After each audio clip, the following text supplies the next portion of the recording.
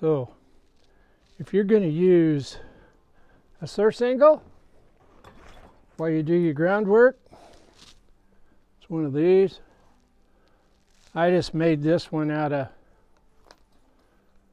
2 cinches, a half breed, and a buckle with a strap. If you're going to use one of these to do your groundwork with before you start saddling them, I highly recommend it. But there's also something that I'd recommend that you do. First, maybe make sure your little horse is quiet.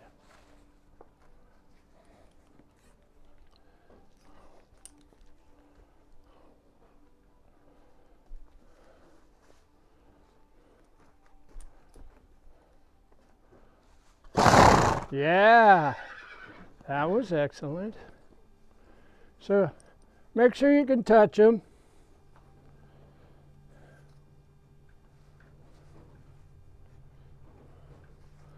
I'm going to step him back. Make sure they'll get back.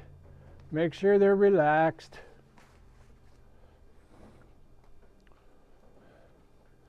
There you go. Now I'm going to take this is just a piece of rope. It has a buckle in the end that this rope will snap over.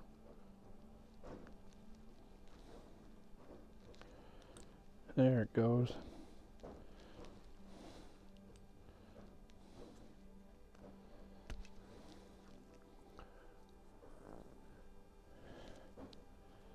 I just tied a bowline in the end and tied this thing to it.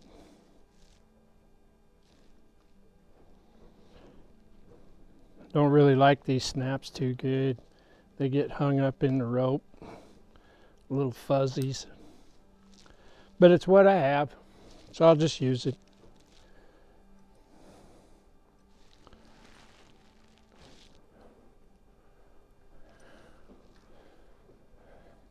Make sure you can throw that over his back. And always throw the ring over.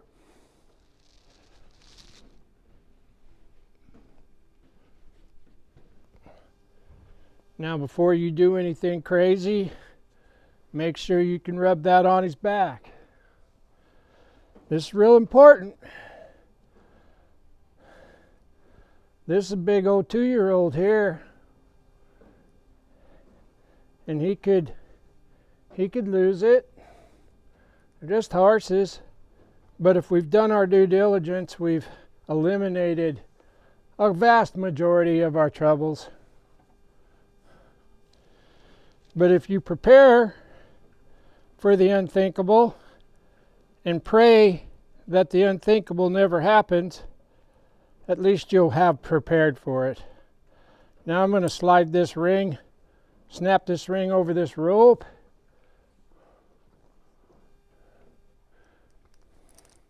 I'm going to make him get back. Make sure he's okay with this thing getting tight.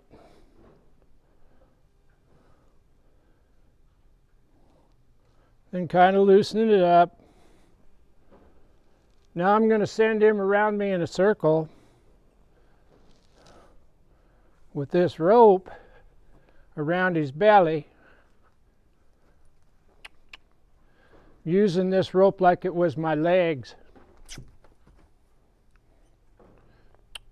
See how he kind of grabbed himself?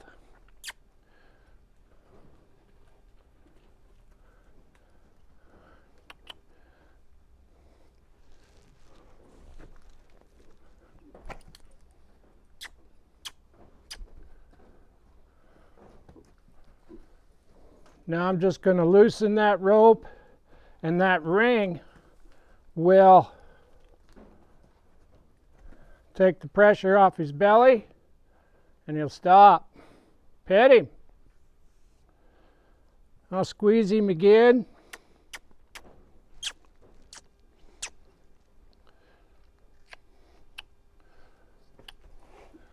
I want him to go around me, and you sure don't want him jumping into you, you know. There we go. Now I'm going to just loosen that rope up. It's not touching him anywhere in the belly. When he stops, and he will,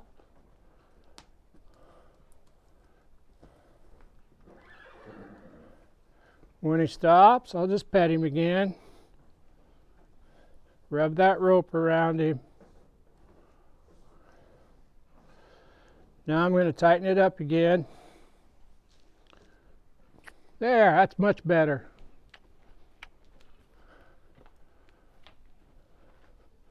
Now I'll loosen it, and he stopped. We're going to do that once more. I'm going to tighten that rope up. You don't want him jumping on you. There he goes.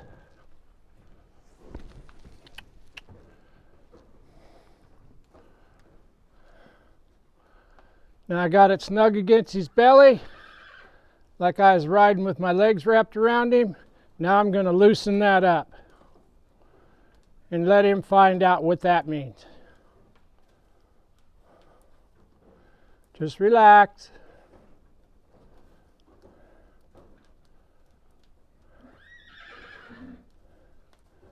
Just relax. My intentions are stop, and I don't have any pressure on his rib cage or his belly right now.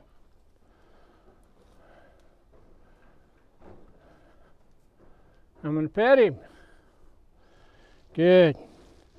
Don't get tangled up in these ropes. You'll go for a slide ride you don't like. Now I'm going to put some leg pressure on him. There he goes. Squeeze him a little bit. Now I'll take that pressure off. Let him find it again. There it is. I think I'll do that one more time. Ain't gonna hurt nothing to make sure you're okay. Belly pressure.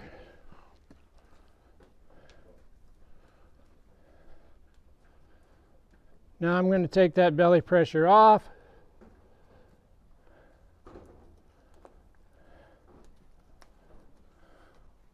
And he stopped. Good. Now this could be better. It could be more automatic.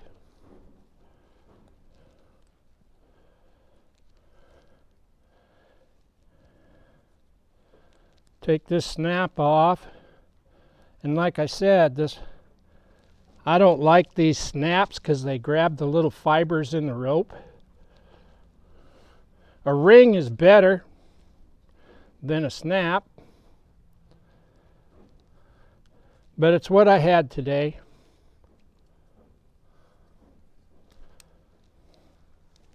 Now we'll pull that off. Now,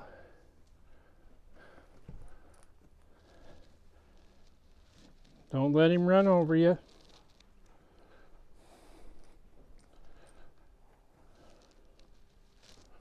If you can put that belly rope around him and rub his belly, he gets a little too close to me. I'm not going to get mad at him, but I am going to fix him.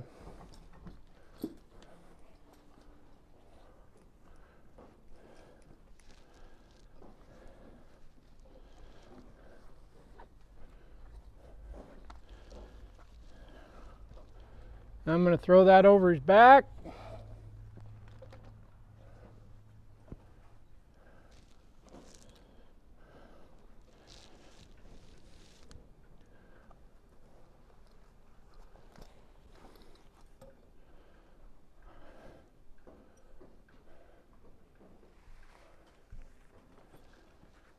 I'm going to loosen this up a couple no holes.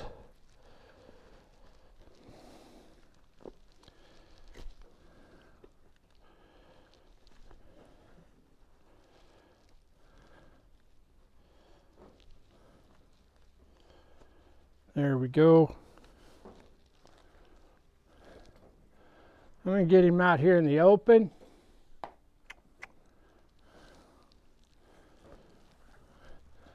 If you can call any of the space I got out here open. Now that cinch goes on the top.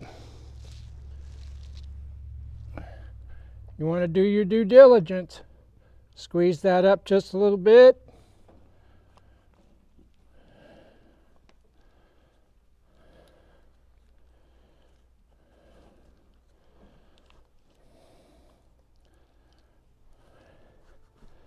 And just buckle it.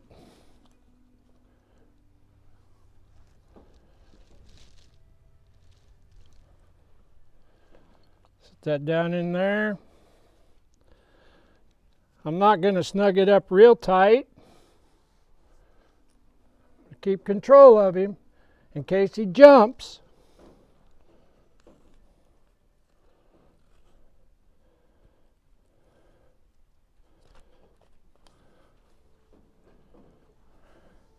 Now I'm going to back him up, just like if he was saddled. If he was saddled up, I'd back him up a step.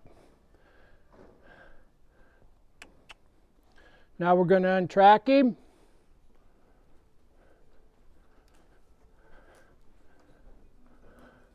Now I'm going to yield him, make him get back. And all we're doing is adding belly pressure to the equation.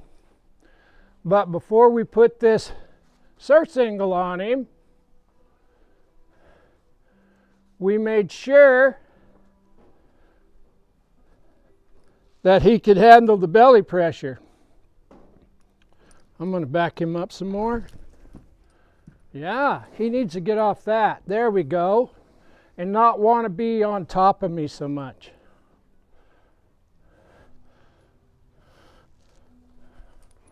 Now he's going to stand still here while I tighten this up another hole or two.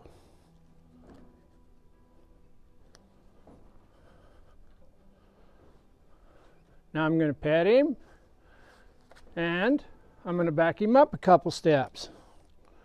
There.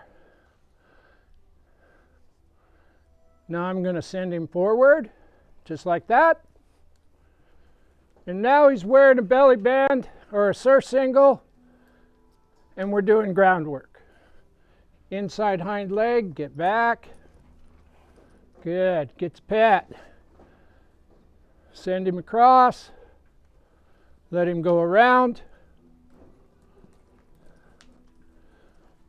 Yield, and back up.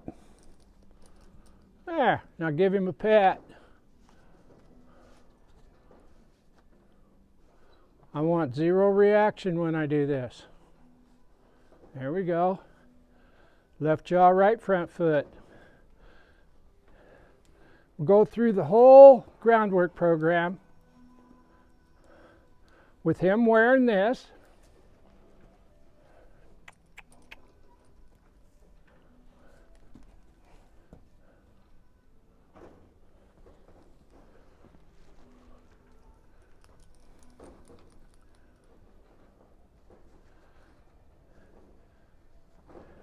And when he can wear this and not be flinching and grabbing himself,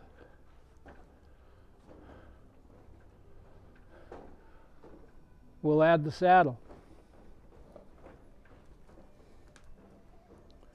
Now I'm going to turn him without stopping him.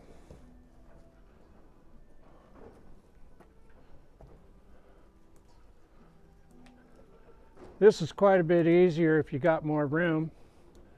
Wind's blowing like crazy outside and it's raining about half the time. Inside hind leg, left and right. Needs to be a little better about that backing up. It probably feels weird to his belly. Inside hind leg, left and right. There. There, he's licking and chewing. And pet him all over. He has to look at me too. Don't let those horses look away from you while you're doing this.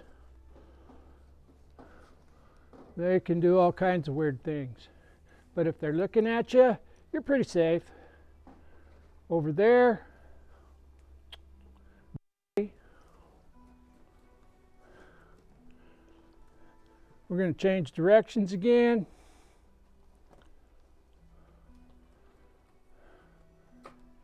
Now I'm going to rub him to a stop.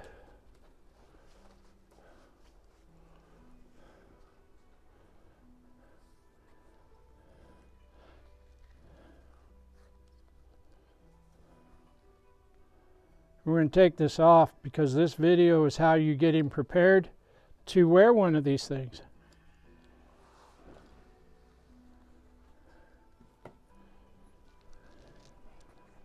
Don't just stick this on there. I mean, if you're just going to stick it on and tighten it up, you might as well just throw a saddle on there.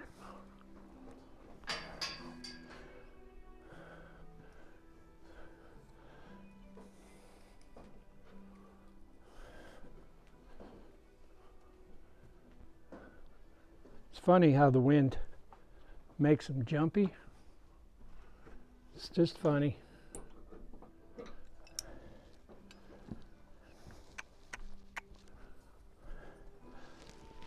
I heard somewhere that it's because the wind gets them to where they can't hear too good out what's going on.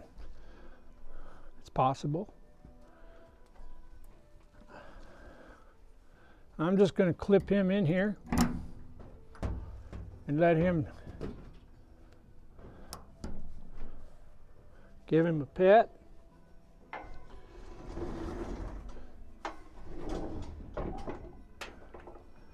And once again, I'll show you how I build these. That's a cinch. That's a half-breed. That's another old junk cinch. This is a buckle with a snap in it. Or with a, this is a strap with a buckle in it. Yeah, you can buy a store-bought surcingle with all kinds of rings and things on it. I don't do that. I just make my own. I got 2 or 3 of them laying around here. And the rope I use, this rope's a 6-braid rope. I just made it out of an old lariat. Got a bowline tied in the end and a carabiner, I guess that's what you call them, right here. I don't like these because what they do is they catch on the fibers. They catch on the fibers of this rope. I got a ring around here somewhere. It's what it ought to have on it. It's just a ring, heavy ring, so that when you quit pulling on them, it goes away. The pressure goes away. But this is what I had today. And I highly recommend that after you get your horses right on the ground, where they'll pick you up on the fence, and I mean, I can sit on him. He'll pick me up on the fence. I can sit on him, pet him with both hands and stuff. When you get them to where you can kind of do the Jeffries thing on them and all this other stuff, and you're thinking, I need to introduce the saddle. Well, before you introduce the saddle, add a piece of rope, get them to going around you where when you pull they go, and when you release they slow down and stop. Then build you one of these, put that on there. And if that goes textbook, saddle them up. And by the time they're doing all the groundwork saddled up, you'll be riding them all over in the round pen. Picking you up on the fence, letting you climb up on the step-up box, yielding and backing up to you. Don't get in a hurry and take the extra step. It'll be well worth your time. If you're getting anything out of these videos, and you're watching them on YouTube, I would really appreciate it if you would subscribe to my YouTube channel, Equine Kindergarten. Hit like and share. If you're watching them on Facebook, I'd really like it if you'd follow me on Facebook, Butch Mowdy, and hit like and share. None of those things cost a dime, not a single penny. Those videos are all free. I do have a subscription channel on Facebook, and I put 1 or 2 new videos a month on it. And if you want to watch those videos, it's going to cost you $2 a month to watch those videos. But you know, if you don't want to pay $2 a month to be a subscriber on Facebook, all of my videos are on YouTube, Equine Kindergarten, most of them. And if you do subscribe to my Facebook page, subscription channel, the videos that, if you watch them on Facebook, the videos that I put on my subscription channel, I don't put on my Facebook page. And like I said, it's 1 or 2 videos a month. And it costs $2 a month to do it. Big plug. Got to buy chicken feed, so I'm plugging it hard. Anyway, I hope you're getting something out of these. I really do. Bye.